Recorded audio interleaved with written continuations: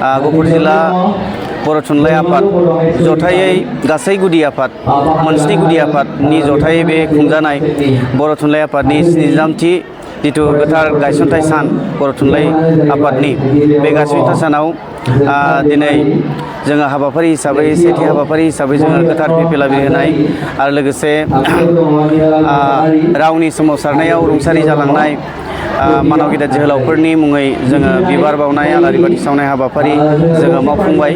दा बिनि अनगायैबो जोङो जथायै जोंनि गहपुर हालामनि सिङाव थानाय गासै फरायसालिफोरखौ लानानै गेजेर फरायसालि गोजौ फरायसालि आरो जौमा फरायसालि गासै फरायसालिफोरखौ जथायै लानानै जोङो बेवहाय फरायसाफोरनि मेलेमारि जौगाथायनि थाखाय जोङो बेवहाय सोंगाब बादायनाय गाव सुजुनाय खन्थाइ आवरायनाय हाबाफारि जोङो लादों।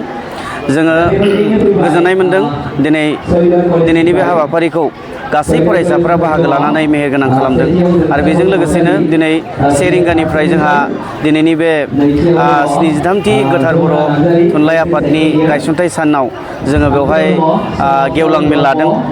बे गेवलां मेलाव जोंहा नुजाथिफैगोन जोंनिनो खाथियावनो थानाय सयदर जौमा फरायसालिनि मानाव गेदेर सुनिलाल बसुमतारी सारा गाहाय आलासि हिसाबै नुजागोन।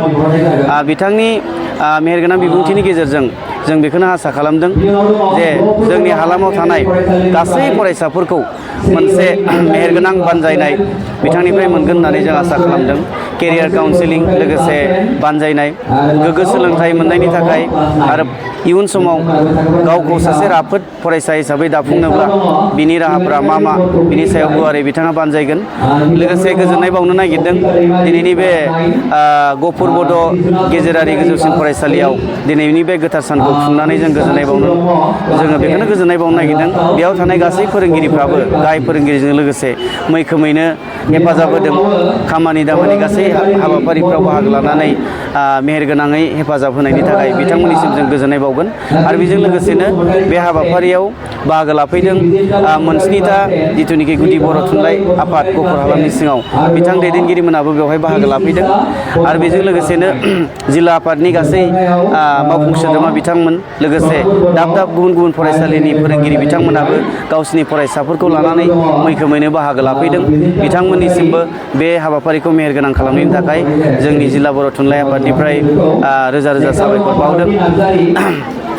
नंगौ थारैनो माखासे दैदेनगिरिफ्रा दिनै बड'लेण्ड महा उत्सबनि थाखाय दिल्लीयाव थांनो गोनां जादोंब्लाबो जोङो जोंनि गथ'फोरनि मेलेमारि जौगानायनि थाखाय आरो गाव सुजुनाय क्रिएटिभिटिखौ लाखिनायनि थाखाय जिहेथु बर' थुनलाइखौ जौगाहोनोब्ला जोंनि गथ'फोरा गावनो सोरजिनाय मोनसे हुदाखौ लाखिनांगोन आरो बे हुदाखौ लाखिनो थाखायनो जोङो इसेबां गिदिर नङाब्लाबो जोङो थेलेबलेबैनो मेहेरगोनाङै जोङो गाव सुजुनाय खन्थाइ आवरायनाय बादायलायनाय आरो कुइज कम्पिटिसन सोंगाब बादायनाय हाबाफारिखौ मैखोमै बिथा खालामनानै जों बे हाबाफारिखौ खुंदों। आरो लोगोसे बेजों लोगोसे उन्दै उन्दै गथ'फोरखौ जाहाथे जोंनि दोरोङारि मोसानाय आयदाफोरखौ जाहाथे बिथांमोननि मेलेमाव जाहाथे सोना होनो हायो बिनि थाखायनो जोङो बिथोन हरदोंमोन जे मोनफ्रोमबो फरायसालिया दोरोङारि मोसानाय मोनसे लाबोथारनांगोन आरो बेखौ दिनै लाबोनानै दिनै दिन्थिफुंनाय हाबाफारिखौबो जोङो नुनो मोननानै जोंनि जिल्ला आफादनिफ्राय इनायनो गोजोननाय मोन्दों।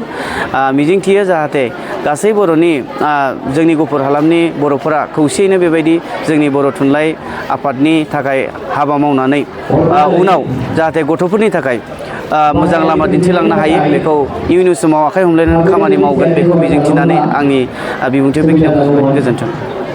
दिनैनि बे हाबाफारियाव जों बाहागो लानो हानानै आङो गावखौनो गाव गोजोननो मोनो।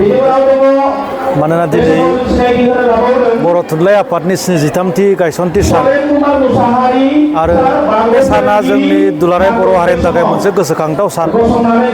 बे साना जोंखौ हारि हिसाबै थांना थानो थुलुंगा होनाय मोनसे सान। बे साना जोंखौ हारि हिसाबै बुहुमाव गसंथाना थानो हानाय सिनायथि होनो हानाय मोनसे सान। बे साना थारैनो जोंनि राव थुनलाइ जौगानायनि मोनसे सान आरो आं आसा खालामो दिनैनि बे साननि गेजेरजों जोंनि आसामनि गुबुन गुबुन जायगायाव थानाय बर' हारिफोरा गावनि राव थुनलाइ आरो हारिमु जौगानायाव मैखोमै बाहागो लागोन आरो उनाव जोंनो हारि हिसाबै थांना थानो थाखाय थुनलाइखौ जौगाहोनो थाखाय जोंनि इयुन जोलैफोरा जेसेबां गिदिर बिबान दङ बे बिबानखौ मावफुंनानै हारिखौ बुहुमाव गेरेमसा हारि महरै गसंथानायाव मदद होगोन दिनै गोसोखांथाव बेनिखायनो मोनसे सान दिनैनि सानाव गिबि खेबनि थाखाय